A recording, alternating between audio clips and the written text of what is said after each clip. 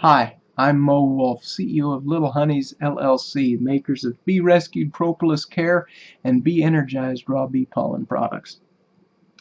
Wanted to show you something very special here. These are some bees that we put into our observation hive a few days back. And what's beautiful is these bees have decided to become their own individual colony. They realized that mom was left back in the main colony, and they decided, you know what, if we're going to survive, we need to make a queen. So what they've done is they have taken specific larvae between 1 and 3 days old at the time they made their decision, and they turned those larvae into what we call queen cells.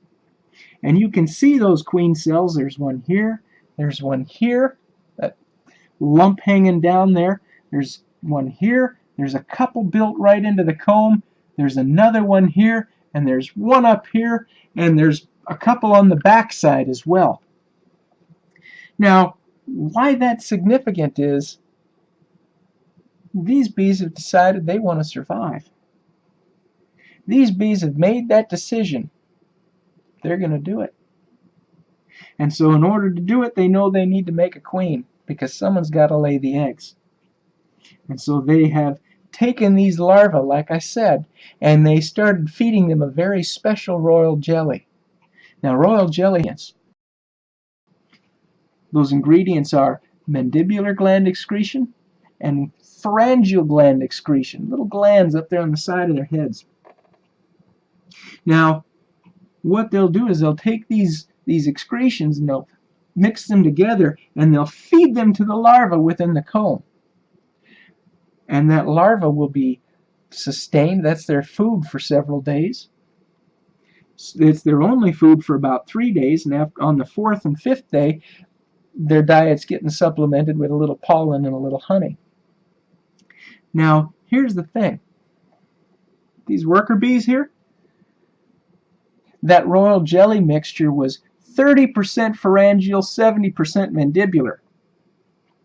When they decide they need a queen, they want to turn up the octane on that royal jelly, they flip it, and it becomes 70% pharyngeal, 30% mandibular gland excretion.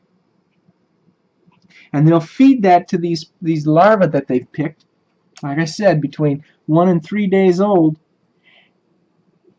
and that food turns on the genes within the DNA.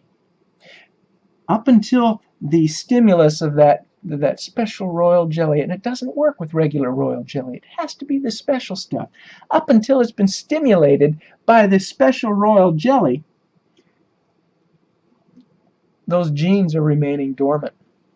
In fact, if it weren't stimulated, if they weren't fed the special royal jelly, those larvae would just hatch and be a regular worker bee, which is a bee that is physically incapable of being impregnated and mating with the drones, and therefore cannot lay a fertilized egg. All that these worker bees, if they decided to, all that they could do is lay an unfertilized egg, which means that you'd end up with a generation of drones come that next generation, because drones are haploid. They only have the genetics contribution from their mother.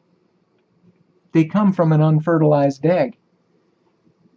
Now, a queen bee, however, she's a female egg, which means that she had genetic information from her mother and her father, and then she's fed that special royal jelly, and in just 21 days is what it takes for a worker bee to go from egg to mature adult. In just 14 days is all it takes for that queen to go from egg to adult queen. Now, when she comes out of there, first thing she's going to do is she's going to run around on that comb looking for any other queen cells. And she's going to come up to it, and she's going to find it, and she's going to say, "Ah! Die!" And she's going to sting it. She's going to kill her sisters, those other queen cells, because there can only be one queen per colony.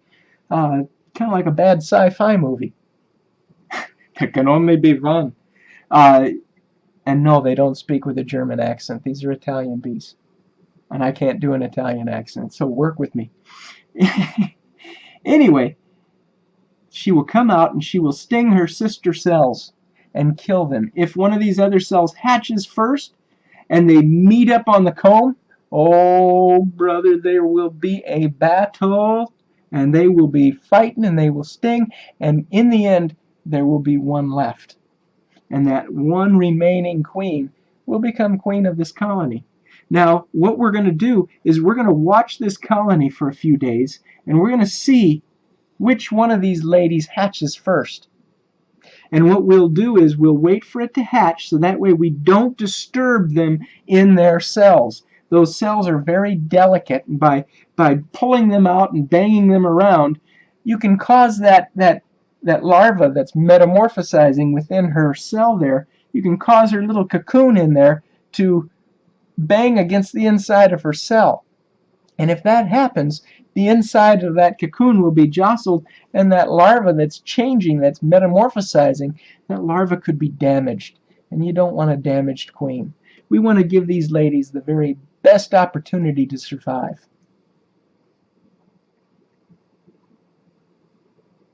They are beautiful, aren't they? I wish you could hear it and smell it like I can. You can even feel the heat energy coming off of these combs where the bees are at. It's a beautiful, beautiful thing. Anyway, I wanted to share that with you, and thank you for your time. Don't forget to follow Bee Rescued Propolis Care on Facebook. Hit that like button, and that way we can get you entered into any giveaways for free product, coupon codes for our online store, updates on stores that are carrying our products and where the products might be on sale, as well as all kinds of wonderful information about the honeybee. I thank you for your time.